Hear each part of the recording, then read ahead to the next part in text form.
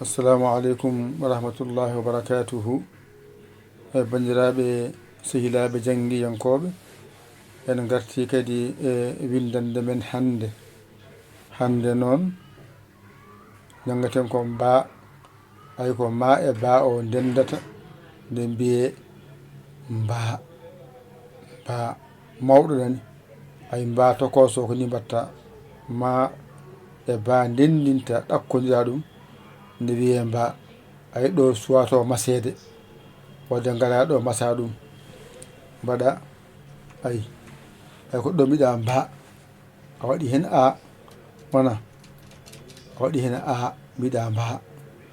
ɗo henna mbaɗɗa hen ko i mbiɗa mbi, ay ɗo henna mbaɗɗa hen ko o no ko e mbiɗa mbe, ay ɗo henna mba o nani mbaɗɗa hen ko o mbiɗa mbo, ay ɗo mba o nani mbaɗɗa hen ko u mbiɗa mbu. joni mbaɗen dani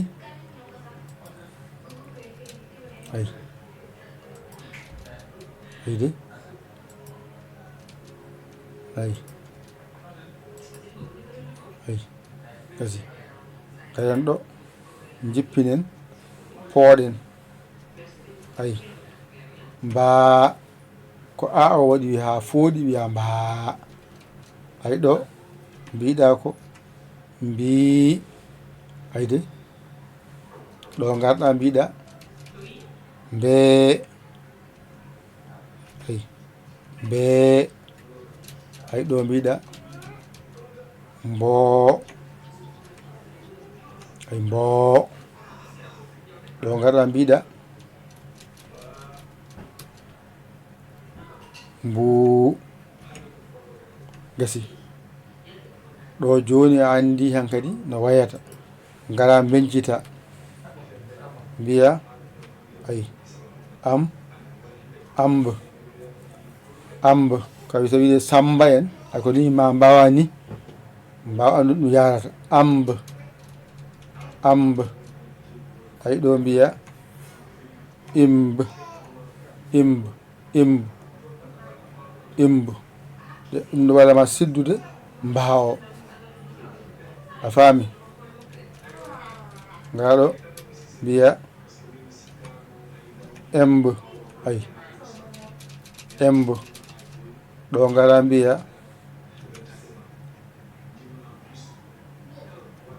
ombe, ay ɗo gara mbiya umbu,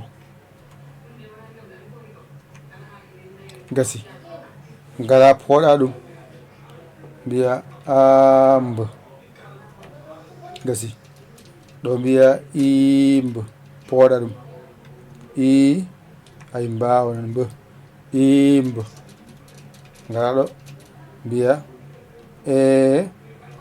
embe, ay famiɗo de ɗo mbiya ombe, gasi ngaɗo mbiya umbu ɗo haaɗi, a faami de ɗo haaɗi ko jangguete hen ko ɗo haaɗi, kañum ala mbamba bimbu bombu waɗi kono noon juutat e ma an jangowo ɗo sa wawi ɗo tan andu a wawi ko heewi, a faami. ɗo gasi kañum heewani no feewi. ɗo ko mba mawɗo e tokos ñiwdirte.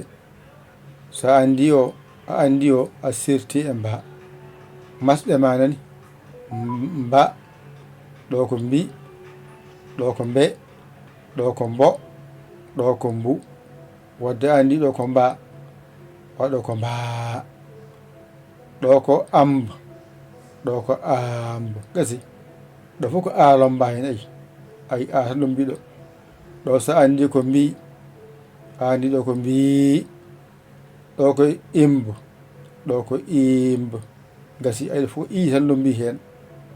ɗo sa wi mbe a wi ɗo mbe, a wi ɗo embe, mbiya ɗo embo hay fof ko e tan lombi hen.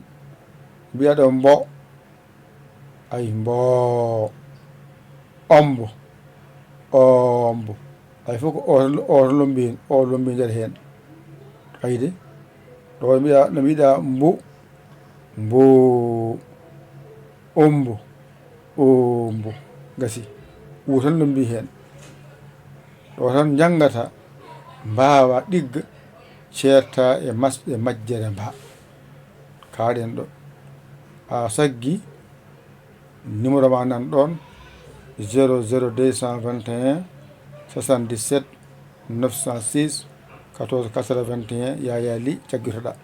a saggani ɗum jinmi. keso yiɗo naatde noon addata temedde mum 4 ara windo naata ka lewru maydu temedde mbaɗata hen ɓe jaranma gara jangga. a yiɗa ala ɓe mbawi ma.